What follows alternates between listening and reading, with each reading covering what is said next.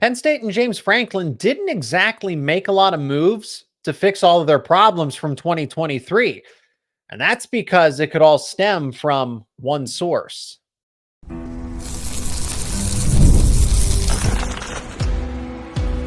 You are Locked On Nittany Lions, your daily podcast on the Penn State Nittany Lions. Part of the Locked On Podcast Network, your team every day. Well, Penn State fired Mike Yurcich and got rid of him in the middle of the season to get a head start on fixing its problems, but there really wasn't a lot of movement anywhere else. This is Locked On Nittany Lions. I'm your host, Zach Seyko, and thanks so much for making us your first listen and watch every single day. We are free and available wherever you get your podcasts, including YouTube. Adam Sheetz is back, free agent broadcaster. I encourage you to check out all of his work down in the description, links to his social media and platforms where you can find his work. Recent Penn State graduate, and I encourage any sports media companies out there, he is one of a kind.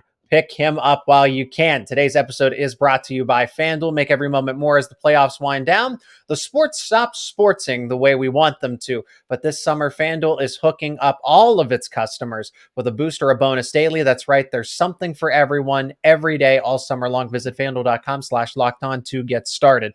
Adam, will begin with Mike Yurcich. We'll talk about Drew Aller, the wide receivers, the ground game. All of these kind of fit under the umbrella of offense.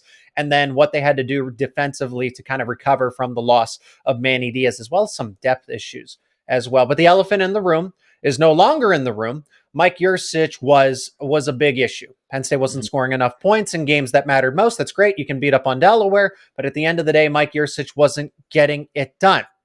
So as we go through this laundry list here of did Penn State, a checklist essentially, did Penn State fix it? Did they do enough or not? Mike Yurcich, when we go through wide receivers and ground game, those are obviously separate issues in themselves. Mike Yurcich is kind of a little bit responsible for everything since he was the architect of this offense. And that includes Drew Aller as well. But I think you address the issue by if Mike Yurcich was the issue, according to Penn State, and you fire him and you bring in Andy Kotelnicki as his replacement, you check that box with red ink and everything. That was a move that was worthwhile and the only thing that they could have done. Yeah, I think you hit it, Zach. I think if Penn State's telling us that Mike Yurcich was the reason this offense was bad, and if that's right, I think they did a great job going out, finding a guy in the Big 12 who was great at offense. You see Kansas had one of the best offenses with not great talent. Kansas isn't a team that recruits very well. He was able to get the most out of the players he had, so he's going to have big talent increase with the guys he'll have at Penn State. So, I mean, if we're to believe what Penn State's told us, that, kind of the issues were Mike Yurcich not being able to, get these ingredients to all work together to create a cohesive offense, especially in the big games, the Michigans, the Ohio States, where we saw the offense kind of stall out a little bit. We're going to see that improvement. Andy Kotelnicki, a guy who can really hit explosive plays. That's something James Franklin used to talk about all the time. Stopped talking about it this year because it really wasn't happening. So it probably wasn't a great thing to bring up that stat every week if they weren't really getting those plays. And now, of course, trying to readdressing that. So I think, as you said, if Mike Yurcich was the issue, they did a great job of going out and getting one of the top offensive coordinator candidates out there to bring in and help build this offense. So I think they addressed that issue, if that issue is as big as, Penn State has told us it is. I like to bring this up because when Penn State was in the process of hiring Mike Yurcich and replacing Ricky Ronnie or Kirk Ciarrocca, excuse me, there really was, it went from Ricky Ronnie to Kirk Ciarrocca and then Mike Yurcich. That was Penn State's third, fourth, maybe even fifth option. The difference this time around is that Andy Kotelnicki was James Franklin's first, and I don't want to say only option, but was the top choice. And this time with Pat Kraft at the helm, they were willing to go out and spend the money necessary to get a top coordinator rather than settling. Yeah, I think that's been the big thing. I think a lot of things you've talked about Pat Kraft, we talked about him in the other sports as well, his commitment to these programs. And James Franklin, I'm sure Pat Kraft went to and said, what do we need to, get over the hump and get this team to the college football playoff and win these big games? And James Franklin looked at him and said, we need a top-tier offensive coordinator, and went out and showed them who they wanted. And Pat Kraft said, okay, let's do whatever we can possible to get him here. And they did that. Now they got one of the top offensive coordinators, as we mentioned, a guy who knows how to use multiple different quarterbacks. quarterbacks. We've seen him use dual threat quarterbacks, pro-style quarterbacks, which will have both with Drew Aller and Bo Pribula. We've seen him use great running backs, which he has a plethora of at Penn State. And we've seen him use tight ends very well, something Penn State's been great at as well, and doing a lot of innovative things with that Kansas offense. I think that makes Penn State really excited to have him in. So I think that's the big thing. You see that change to Pat Kraft, who's really like, I want to win and do whatever's possible to be a winning football program. You've seen them address that by going out and getting one of the top coordinators, not really settling, not really saying, that one's maybe a little too expensive. What if you get this guy who might not be as good but more affordable? Now you go out and you get the guy that James Franklin wants, which I'm sure something James Franklin will look at and say, it's exactly what we need, and maybe give him the complete reins to run the entire offense. James maybe take a step back. He's an offensive guy, so he's the head coach. He's going to approve everything that's done with the offense, but kind of giving Andy Kotelnicki more leeway to do his thing now that it's really his guy that he wanted, a guy he truly trusts. Allow me to play devil's advocate, because you could argue or make the same argument for Mike Yurcich once upon a time in 2020, 2021. Oh, he was really good at Oklahoma State. He coached at Ohio State for a period of time, right? And look at that. He was in the Big 12. So now this kind of this idea can be applied to Andy Kotelnicki in a sense. They're both from the Big 12 conference, Kansas and, Oklahoma State too. And, you can have all that success in the Big 12 because they don't play any defense. Yeah. They don't play any type of defense. So is the same thing happening? Is this deja vu all over again? I'm glad you brought up the innovation.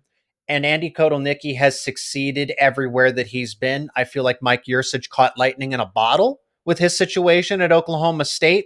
But you look at all the places that Andy Kotelnicki has been at, whether it's Wisconsin Whitewater or Buffalo, and Kansas didn't have the same type of talent. I would argue that Oklahoma State's talent was further ahead than what Kansas had to do. And Kansas had a top 10 ground game, as you mentioned. Andy Kotelnicki was able to make a third-string walk-on quarterback look good, look more than capable of running the offense and then some. And like I said, other programs wanted him. Again, I don't know that Mike Yurcich was Penn State's first choice back in that 2021 cycle. Yeah, I think you kind of hit it. I think, Mike Yurcich was a guy who'd been around for a long time, and he kind of caught lightning in a bottle. Was at Ohio State at the right time when they had Justin Fields, then moves over to Oklahoma State. And, obviously you mentioned the Big 12 didn't play much defense, and Mike Gundy's a phenomenal coach, and they had a great plethora of talent at Oklahoma State. He was able to compound that to getting to Penn State, and it got off to a great start when he had Sean Clifford. Early on, we saw some signs and we saw some games, but it was the big games you talked about, the Ohio State, the Michigan games, where the offense kind of wasn't where it needed to be, and Penn State feels like they need to make a change. And sometimes, you could say it's deja vu, kind of a similar situation, bringing in a Big 12 guy into the Big 10, especially specifically into Penn State. But I think sometimes it's just that change of voice, that change of scheme, that just little change that sometimes take these teams from here to here. LSU had, a good offense. They go out and get Joe Brady in 2019. And then, of course, one of the best offenses in the history of college football and win a national championship. Not saying this Penn State team's that LSU team, but it's kind of one of those moves where you get a guy who's a good offensive coordinator that you trust and can really buy into this offense, and great things can happen. And I think that's what Penn State's trying to do by bringing in a guy like Andy Kotelnicki. So now let's move down the list, because there were all these offensive problems. And again, they could be systematic of Mike Yurcich, but did they do enough to fix the other small intricacies that were problems? This is not the blame Mike Yurcich game. The ground game had its issues. The wide receivers had its issues. Drew Aller has had his issues. Let's move to Drew Aller. Did Penn State do enough to, quote unquote, the haters will say, fix Drew Aller? I don't think you can't go into that with that frame of mindset that Drew Aller was something that was broken that needs to be fixed holistically. Are there obviously things that he can improve? Absolutely. Footwork. People have told me, hey, confidence really wasn't an issue. When you have all those other things that align with the offense and everything, and Drew Aller's just going to take a lot of that. I don't think that Drew Aller's not confident. I just think he carries things the wrong way, carries these burdens in a bad way. But Drew Aller was a 5-star quarterback, okay? Has all the potential in the world. So what he's done in the offseason, we have heard that he's made tons of strides, bigger strides than the last time around, and has fixed some of those smaller mistakes. Spring game looked ugly, but that was 5% of the offense. That wasn't are you supposed to get the full 110% look with a new offensive coordinator? 50-mile-an-hour wind gusts? Drew Aller had a 25 to 2 interception touchdown to interception, a 25 to 2 touchdown to interception ratio. What is the issue with that? I like a quarterback that doesn't turn the football over and can make any throw that you ask him to. He wasn't asked to, but when you do ask him to, he can. Yeah, I think a lot of Drew. I think a lot of people have to realize he was a first year starter and he was a sophomore. You know, everyone sees 5-star and expects him to come up and light it up. He struggled. You know, he wasn't perfect. I thought he had a good first year as Penn State starting quarterback. I think there's a lot to improve on. I think we could mention the systemic stuff. Maybe just, you know, the offense wasn't really fit to him. But the one thing I like that you said, he had a 25 to 2 touchdown to interception ratio. They really didn't have him make a lot of risky throws because that defense, as we mentioned all year last year, one of the best defenses in the country. You know, even if you have to punt, you don't give the other team a short field, make them drive against that defense. You're feeling good in your chances. That's why, you know, the Michigan game and the Ohio State game were so close because Penn State was able to not turn the ball over and make you drive it down. They had the one turnover on the fumble in the Michigan game that actually turned to really turn the game around and help Michigan take control in that second half. So, you know, little things there. But I think, you know, he had a good year. I think there's going to be improvement. Reading defense is better. I think you'll see that improvement just from year to year after 1 year as a starter moving into that second year. Trusting his receivers a little more. Maybe, you know, kind of that relationship there. Some guys in and out. Harrison Wallace III got hurt last year. You know, the receiving room just not where it needed to be. Julian Fleming coming in this year. That should improve. He loves Tyler Warren. We saw that relationship they've had now. They had it last year. They had a great connection. That should really improve this offseason going into next season as well. So I think that trust as well should open things up, and his relationship with Andy Kotelnick. You know, they talk really highly of him with just the relationship they have. Drew Aller reportedly had a great relationship with Mike Yurcik. So you always wonder how that relationship's going to change when you bring a new guy in. And now he, of course, that relationship seems strong, which I think should help him as well. So I think a lot of the criticism is fair. Some of it out there that says, you know, he's broken, he's not a good quarterback, he's a terrible quarterback is way far-fetched and not true at all. But, you know, he's a really, really good talent. He's a guy that's just kind of got to put it all together. He's still a kid that's growing and maturing and understanding these concepts as a college quarterback. And I think, you know, a lot of his issues will be fixed this year. And I think we've seen that so far and what we've been hearing from camp. So it's a matter of Drew Aller doing what he can to make himself better. I don't think it's anything, the personal training, the stuff that he's going to continue to do with the team, that's on Drew Aller. Only Drew Aller can continue to improve himself. The coaching staff, I think, is, you know, they bear responsibility as well, but Drew Aller's got to do stuff personally to make that jump and have a true breakout season.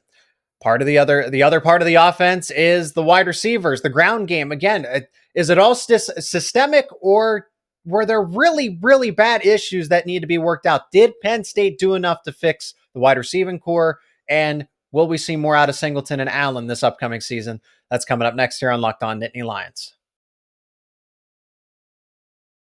And today's show is brought to you by FanDuel, the official sportsbook of Locked On. I love sports. I know you do too, but I love sports so much that I never want them to stop. But as the playoffs wind down, we get fewer games, and the sports aren't exactly sportsing like I want them to. But FanDuel lets me keep the sports going whenever I want. All I have to do is open up the app, dream up some bets anytime I'm in the mood. And this summer, FanDuel is hooking up all customers with a boost or a bonus daily. That's right. There's something for everyone each and every day, all summer long.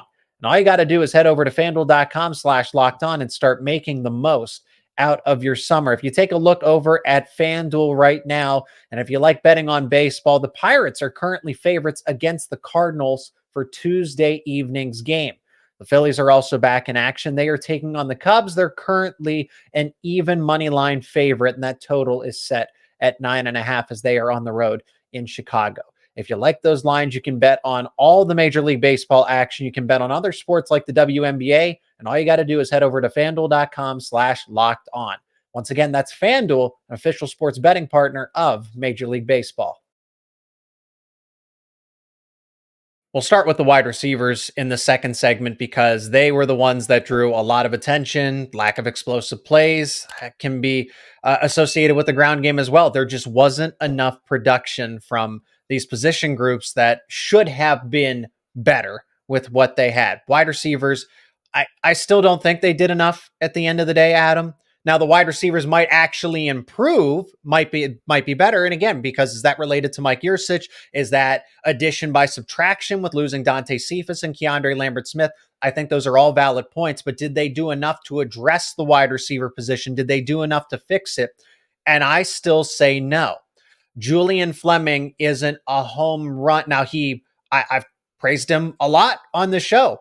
I think he'll improve a lot of smaller categories that you won't see in the box score. But you didn't go out and get that all-encompassing, all world-class wide receiver, and that was very tough to do, given what we know about Penn State's NIL situation and just how limited the wide receiver market was in terms of that second transfer portal window. Then you also lose your leading wide receiver, and I think Keandre Lambert-Smith would have been a fine number 2, number 3, and a veteran who just knew how Penn State football operated. You lose that, so at the end of the day, Penn State didn't do enough to fix the wide receiver position, even though I think just because in comparison to what they had last season, it will look better. Yeah, I think, bringing Fleming in, on paper is a great move, but he has a lot to prove. He was a guy, he wasn't asked to be a number one option. He was playing with guys who were drawing a bunch of double coverage at Ohio State. Now he might draw a couple if he gets off to a great start this year. How does he handle that step up, maybe in a bigger role with this Penn State offense? Harrison Wallace III, can he stay healthy? I think that's the big thing for Penn State. I mean, he had a great year to start, and then, the injuries started to come around, and he was unable to be there for the team as the season went on. You mentioned losing Keandre Lambert-Smith. Didn't have a great year as a number 1, but he had shown in years past he's a great number 2, number 3 guy that really fits that role and plays really well. And he was one of the explosive play guys in that Penn State offense just the year before last when he was the number 2 with Parker Washington on the team as well. So, he has been expected to be one of those guys. Losing him's tough, but it's about the development of the guys that are already in the room. How does Amari Evans take a step? How does the Caden Saunders take that next step? How do those guys continue to improve? Does Liam Clifford take another step in that wide receiver room? Those are the guys I think you have to look at, because on paper it's a very similar room, so it's about the improvement in that room and the development of those players. Coach Higgins now here in a full offseason I think is going to be huge for him, actually getting that work in an offseason, in a camp, developing these guys. Came in a little late last year, so I think that's going to be big for them as well. But I think it's a lot of to be determined. On paper they're very similar to what they were last year, and they're going to be a team that has a lot to prove coming in week 1 at West Virginia. It's going to be how those guys develop and how they step up in these roles they're asked to play. I mean, they lost technically more than they gained. You can only put it is tough to determine what value you put on Julian Fleming as a leader, as someone who's going to set the example for how wide receivers should practice, take in film, be active in the weight room. He's going to lead by example, not with the stats, but just maybe set a different precedent of how you prepare for the game of Big Ten football. I think that's where Julian Fleming adds the most value there. He's also an avid blocker, and that will go into our conversation with the ground game as well. Did they do enough to fix the lack of explosiveness in the ground game? The wide receiver, yeah, it's a lot of the same. You get Julian Fleming, but all the other names have been there, and they're associated with that 2023 disaster that was the wide receiver room. It's not like they cleaned house to an extent. They got rid of Keandre Lambert-Smith. They got rid of Dante Cephas. But Malik Mega, did you really want to get rid of him? I think that was a different conversation of, hey, you're probably not going to play as a wide receiver. We want you as a special teams type of guy, be a captain again. But if your plan is to be a leading wide receiver, that's not here at Penn State. So again, they continued to lose players that would have helped this team. But it all would have been the same at the end of the day. That's the thing. The wide receiver core the needle did not move at all. No, this isn't a room that, got that one guy and you go from here to, oh boy, this is one of the most dangerous receiver rooms in the country. Right. It's a team, as we said, on paper, I mean, you lost more than you gained, and you're bringing back a lot of the same guys that are technically culprits in what was a struggling wide receiver room. Now, that's not saying they can't improve and become much better and really take that next step, but it'll be a surprise to a lot of people, especially nationally, if Penn State comes out and has a really good receiver room. They're going to be like, wow, I didn't think Amari Evans was that good. I didn't think Caden Saunders was that good. I didn't think Liam Clifford was that good. So it's going to be those guys taking that next step and really improving their game, as well as you mentioned, Julian Fleming. I think that's where he's going to help more than anything, will be in that room in practices, showing how people, he's around a guy like Marvin Harrison Jr. You look at him, Any he's of as them. good as it gets. Garrett Wilson, right? Yeah, Chris Jackson Olave. Smith and Jigba. There's so many great guys in that Ohio State room that he was with and got to work with every single day. And he brings that work ethic, kind of shows these young guys how to practice, how to work, how to show up in the weight room and everything. I think that's going to be where he really makes his mark on this receiver room in that leader role, as well as going on and doing what he can do. He's a really talented receiver, puts up a lot of yards when he gets opportunity. He just wasn't targeted a lot at Ohio State, but definitely, expect a higher role for him this year. But that's where this Penn State, it's a lot of to be determined for that wide receiver room. It's not the safest bet in the world. There's obviously a reason for optimism, as you've expressed a lot, but don't, I'm all in on this wide receiver group. There's still, how much they're not going to jump leaps and bounds. Again, I see small improvements, but only because compared to 2023, well, everything looks great, right? Then you go to the ground. Then you go to the ground game. Julian Fleming, I think, as a blocker, will be able to help that, and that was the limitations on explosive plays. Because how did both Singleton and Allen have the sophomore slump? It statistically almost feels impossible, but both of them seem like they took a step back, oddly enough. And then the offensive line was supposed to get better. So when you look at the ground game, is this again like the problems were all related to Mike Yurcich and we didn't need to change anything? We changed what we needed to change and everything will resolve itself. Oh, will Penn State look better towards the end of the season? You played Rutgers. You played Michigan State. Don't give me that. Okay, Jay Sider and Ty Howell as the co-offensive coordinators. That was nice. The team did look better. But look at who you played against. You fired Mike Yurcich because he couldn't score against Michigan and Ohio State, not because he couldn't score against Michigan, Rutgers, Delaware, UMass, okay? That's where the conversation was. Penn State didn't have to play another playoff contending type of team to prove itself. So the ground game, they didn't do anything, and if anything, it went backwards. You lose Olu Fashanu. You lose Hunter Norzad. You lose Caden Wallace. You bring in Julian Fleming. But how much does one player account for all the explosive plays and the blocking on the exterior? Julian Fleming can't play 100% of snaps in a game, especially when he's battled injuries over the course of his career. You have to be able to find a way to get him to play 12 plus games this entire season. And there aren't any other.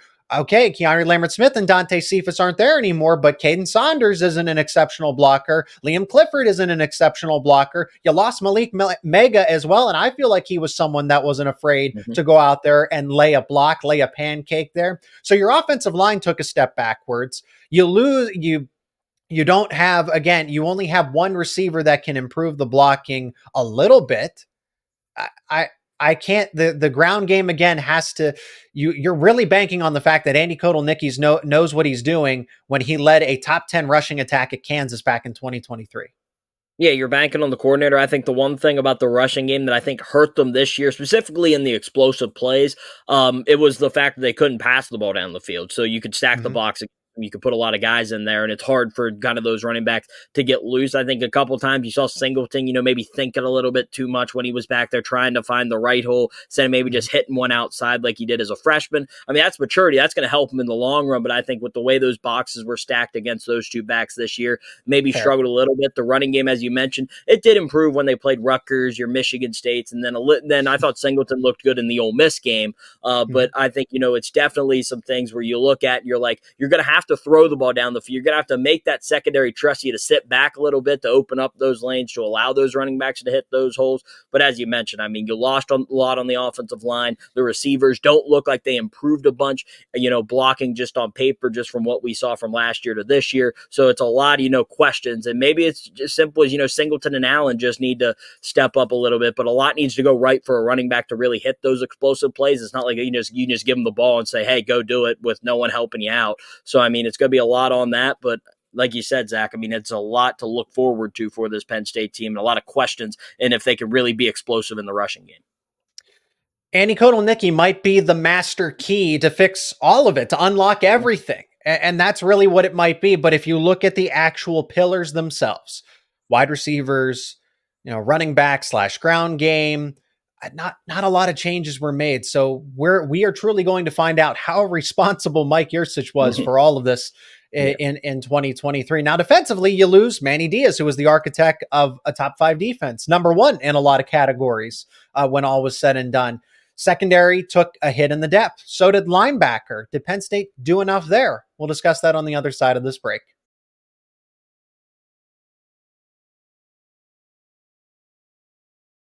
Penn State certainly doesn't have a talent issue defensively. I feel like they've locked in and they've reloaded here. You got to replace Chop Robinson, Adise Isaac. You got to replace your top defensive coordinator, and you get a former head coach, as James Franklin has pointed out. That is key. You want a head coach at every coordinator position. So you did the right thing there by going and getting Tom Allen. I think this defense is capable of being at or inside of the top 10 once again. So there isn't a drop off at defensive coordinator. Adam, my biggest, Manny Diaz, I think you would like to have the consistency. I'd prefer Manny Diaz to be back for another season at Penn State. I'd like him to have stayed 5-10 years, right? As long as he possibly could, but he wanted to be a head coach again. Tom Allen doesn't mean drop off. The only thing that you're going to have to rebuild is chemistry and getting used to his system. That's where you're going to see the disconnect, at least early on. Second half of the season, I think the defense will be a lot better if it starts out a little bit slow. But where I am concerned, Adam, is secondary, is linebacker. At secondary, you lost all 3 of your starters. You lost multi-year starters. Kalen King, Daquan Hardy, Johnny Dixon all started 2+ years together. So we want to talk about chemistry, Adam. And then you go to the transfer portal. You got to pair him with Cam Miller. You got to pair. So AJ Harris, Jalen Kimber with Cam Miller.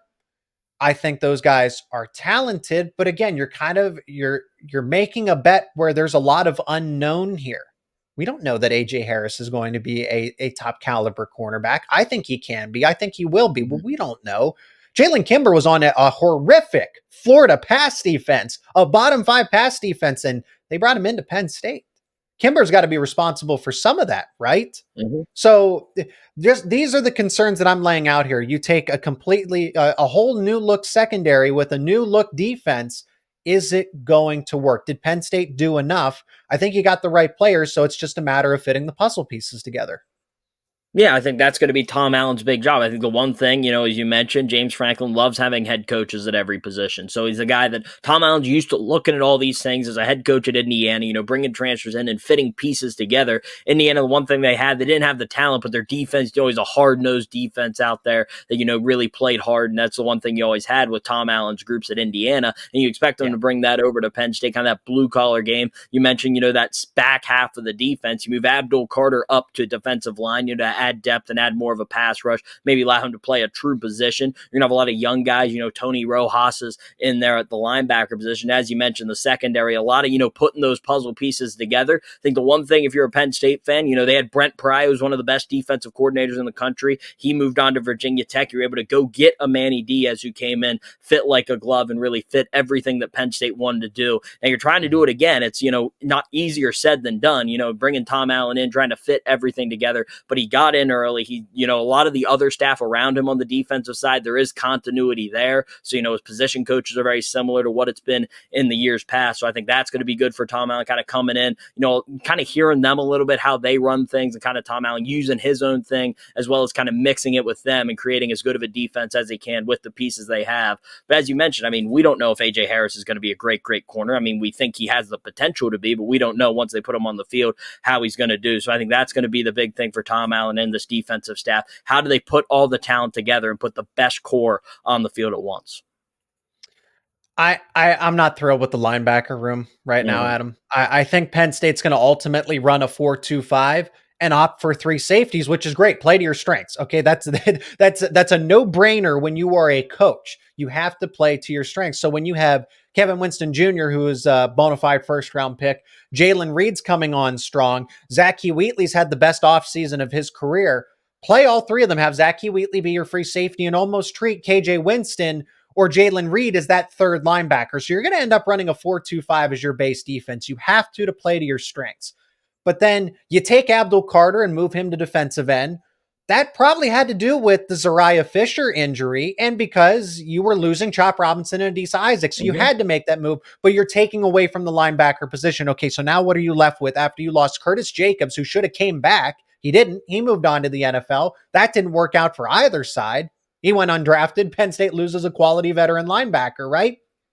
So now you're left with Kobe King, Tyler Elsdon, Dominic DeLuca. Again, you're banking on the same thing that I just said about AJ Harris. We don't know if Tony Rojas is this world-class type of linebacker. He has the potential. He's added the weight. You listen to the coaches talk about him. They give him high praise, but they've given plenty of players high praise before. Again, it's coach speak. You can only take it with, you take with as much value as you want there, but it's not a guarantee that he becomes a superstar. I like Tony Rojas. I think what's going to happen is you're going to see Kobe King be your anchor and then him rotate in with Dom DeLuca and Tyler Elston as that second linebacker. Kobe King's going to be your 3-down backer. But then Adam, my problem isn't with those 4 that I named. My problem is what happens after them, because Kobe King's going to have to play 3 downs and probably play 99% of snaps to make this all work. I think he can do it, but injuries happen. What's after Kobe King? What's after Tyler Elsdon, Dom DeLuca, Tony Rojas? You can always move Abdul Carter back, but do you really want to have to be in a situation to do that? I don't like the depth at linebacker. And next to the offensive line, that group is one of my biggest concerns for this Penn State team in 2024. Yeah, the depth's a question. I mean, like, what's the development of Tamir Robinson and Kavion Keys look like right now behind them? Are they guys that can come in and play yet? I mean, we don't know. We haven't seen much from them or things to say that they are going to. I mean, the coaches are going to talk highly of them, as you said, Zach. I don't think any coach has ever bashed a player in summer camp and told us that they were playing bad. So, I mean, they're all playing good right now. They're all going to be All-Americans. But I think, that's going to be the big question, that depth. And, injuries are going to happen this year. I mean, you knock on wood. You hope everyone stays healthy throughout an entire year. But, I mean, is Kobe King going to be able to withstand playing every single down at linebacker, not getting much rest? And how do the other 3, as you mentioned, the Dom DeLucas, the Tony Rojas's, and the Tyler Elsdon rotate in, and how do they play? If they get into a slump a little bit or struggle, I mean, there isn't much behind them to really try other things and see what happens. So I think that's going to be the big question. And I mean, that's Tom Allen's group. He's the defense coordinator and the linebackers coach. So he's going to have to really figure out and see who he trusts out there in the position. Maybe it's little sample sizes here and there. Don't allow guys to stay out there too long, maybe specific packages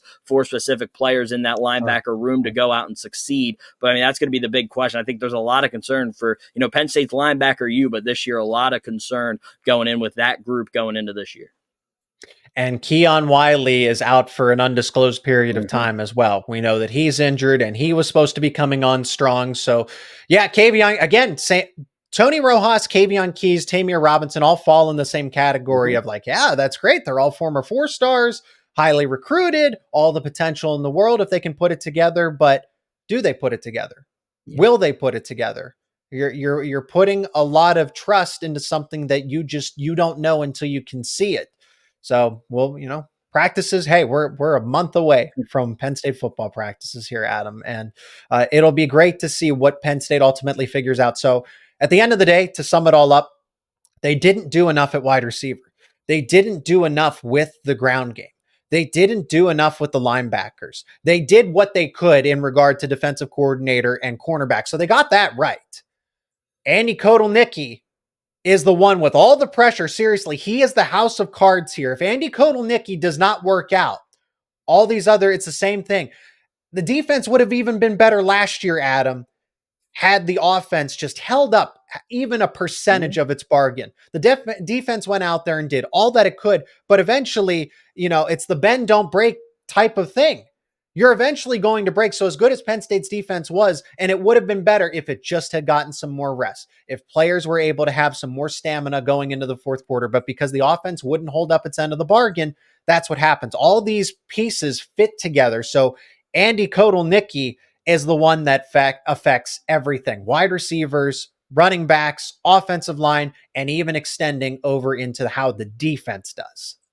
Yep, I mean, you hit it. We've kind of said it. I mean, everything kind of rolls around if Andy Kotelnicki was the guy that, Penn State believes he can be and really put all this offense together. We said on paper they aren't much different than they were last year. So I think Penn State's really banking on Mike Yurcik was the problem. He wasn't really doing to what he should have been able to be doing with that offense. And now you're bringing Andy Kotelnicki and basically saying, here's basically similar ingredients, maybe some changes here and there. What can you do with it? And I mean, it's going to be interesting to see how he handles it. He's got a 5-star quarterback, great running backs. He's got solid wide receivers that, need to take a step up. A big question mark in that room. The tight end room's really good, and the offensive line is going to be what it is. You lose Olu Fashanu, but you see what they can do. But I mean, if Andy Kotelnicki can get this offense moving, be as good as they can be, watch out, because Penn State can be very, very dangerous if that offense gets going in all phases of the game.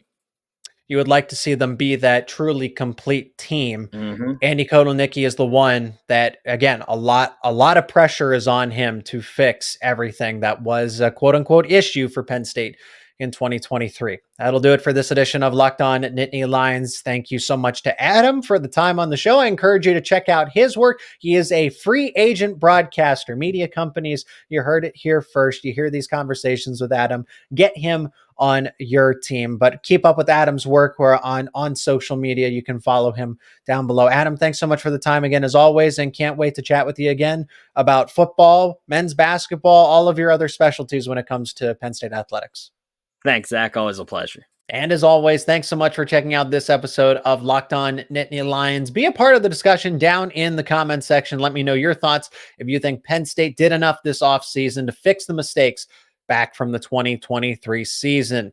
Leave a like on this episode if you enjoyed it. Share it with friends and family. I'd greatly appreciate it. And if you're not already, become an everyday or subscribe to Locked On Nittany Lions on YouTube and wherever you get your podcast for the latest conversations around your favorite Penn State sports teams. And of course, don't forget, Locked On has launched the first ever national sports 24/7 streaming channel on YouTube, and now it's available on Amazon Fire TV in the free Fire TV channels app. Locked On Sports Today is here for you 24/7, covering the top sports stories of the day with the local experts of Locked On, including the national shows covering each and every league. You can find Locked On Sports Today now available on YouTube and the free Fire TV channels app.